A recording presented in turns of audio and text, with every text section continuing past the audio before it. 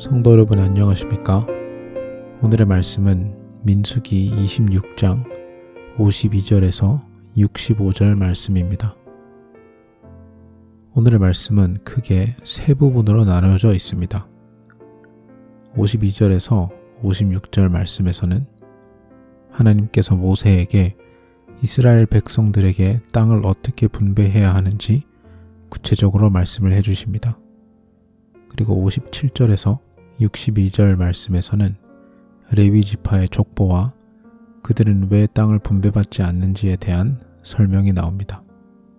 마지막으로 63절에서 65절 말씀에서는 26절 말씀의 결론을 내림과 동시에 여호수아와 갈렙 이외에는 40년 전 시내 광야에서 이스라엘 백성들 중 한 사람도 가나안 땅에 들어가지 못했다고 기록하고 있습니다.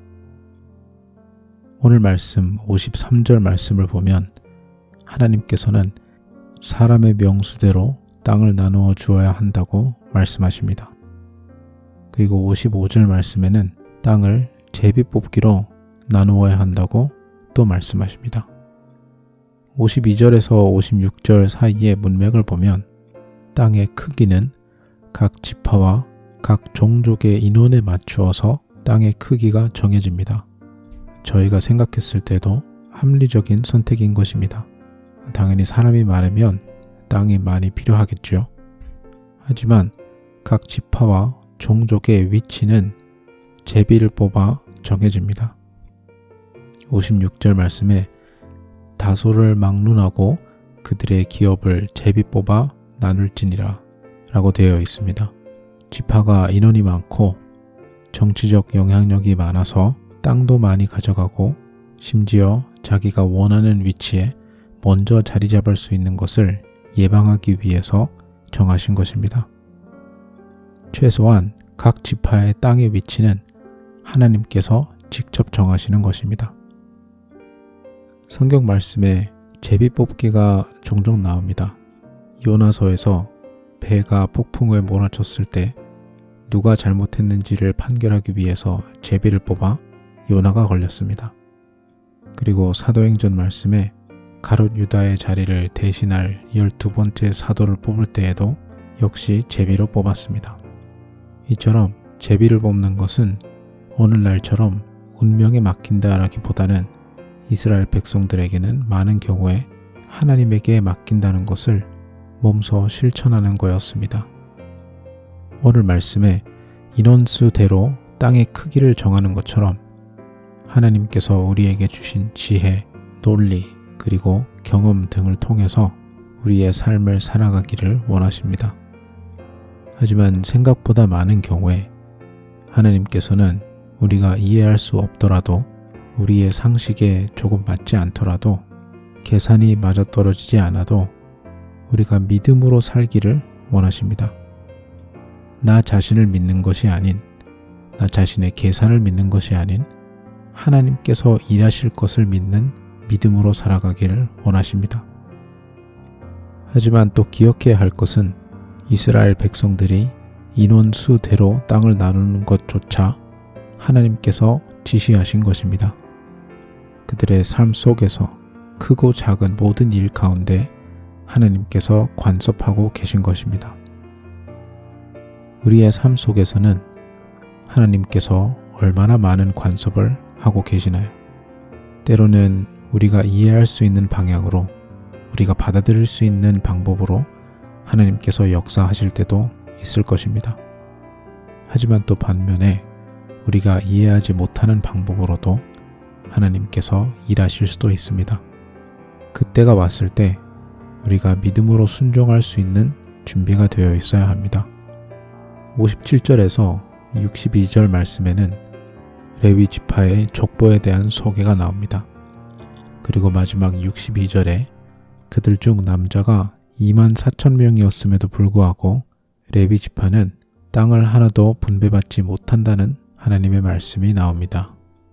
나중에 여호수아서에 나오지만 이들은 한 곳에 모여서 살지 않고 이스라엘 전 지역에 흩어져 있는 48개의 마을들에서 살게 됩니다. 레위 지파야말로 믿음으로 살아갈 수밖에 없는 상황인 것입니다. 율법상으로는 다른 지파들이 제사 드리고 예배 드리고 하는 상황 속에서 레위 지파가 10분의 1을 가져가야 합니다. 그리고 그들은 그것으로 먹고 살아야만 했습니다. 이처럼 우리의 삶 속에서도 하나님께서 말씀하신 대로 잘 순종해 왔지만 앞날이 계산이 잘 안 될 수도 있습니다. 하지만 그런 상황이야말로 주님을 향한 우리의 믿음이 커질 수 있는 기회가 되는 것입니다. 민수기 18장 20절 말씀에 하나님께서 아론에게 그와 그의 후손들은 이스라엘 땅에서 물려받을 수 있는 유산이나 재산이 아무것도 없다라고 말씀하십니다. 하지만 그와 동시에 하나님께서 직접 그의 유산과 재산이 되어 주시겠다고 말씀하십니다. 영적으로 생각하면 레위 지파는 가장 큰 유산을 받게 된 것입니다. 오늘 말씀을 통해 오늘날 우리의 삶 속에서는 어떠한 유산 그리고 어떠한 재산을 더 중요하게 생각하는지 돌아볼 필요가 있습니다. 우리는 우리의 삶 속에서 영적인 축복을 더 구하고 있나요? 아니면 물질적인, 육체적인 축복을 더 구하고 있나요? 아마 레위 지파 사람들 중에서도 다른 지파 사람들이 부러웠던 사람이 분명히 있었을 것입니다. 아니면 다른 이스라엘 백성들의 11조에 의존해서 살아야 된다는 것이 불안했던 사람도 있었을 것입니다.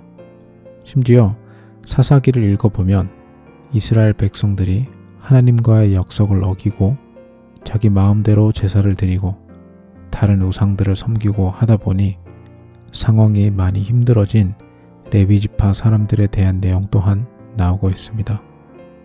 하지만 그 당시에는 이스라엘 백성들도 그랬고 심지어 레위 지파 사람들도 하나님의 말씀에 많이 불순종하면서 살아갔었습니다. 그리고 그들은 그 불순종에 대한 아주 자연스러운 결과를 경험하게 된 것입니다. 하나님의 말씀을 믿고 순종할 때에는 하나님께서 책임져 주십니다. 오늘 말씀 63절에서 65절 말씀에는 하나님의 말씀을 믿었던 사람들과 그리고 믿지 않았던 사람들의 결말을 이야기해주고 있습니다. 가데스 바냐에서 하나님을 믿지 못했던 백성들, 가나안 땅으로 들어가 그 땅을 점령하라는 하나님의 말씀에 불순종했던 사람들은 아무도 그 땅에 들어가지 못했습니다. 하지만 하나님의 말씀에 목숨을 걸 정도로 믿음이 있었던 갈렙과 여호수아는 결국 그 약속된 땅에 들어가게 됩니다. 그들이 믿음으로 했던 행동이 절대 쉬운 일은 아니었을 것입니다. 다른 모든 이스라엘 백성들이 애굽으로 돌아가자고 소리쳤을 때 갈렙과 여호수아는 믿음으로 이스라엘 백성들을 설득해 보려고 했으나 오히려 이스라엘 백성들은 그들을 돌로 치려고 했다고 성경에 기록되어 있습니다.